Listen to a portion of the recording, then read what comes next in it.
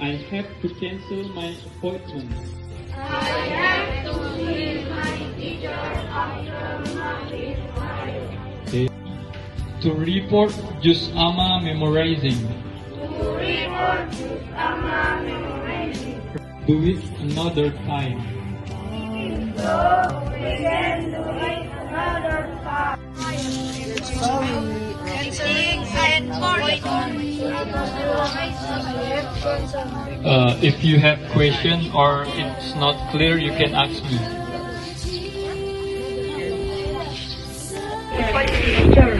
Okay, I have to write to my teacher after Maghrib prayer. What? It's true. I have to cancel my appointment. Okay. What's the matter? I have to see my teacher after Maghrib prayer. For what? To report Juz Amma memorizing. So, you can do it another time.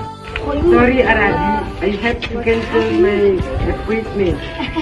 It's my water. I have to see.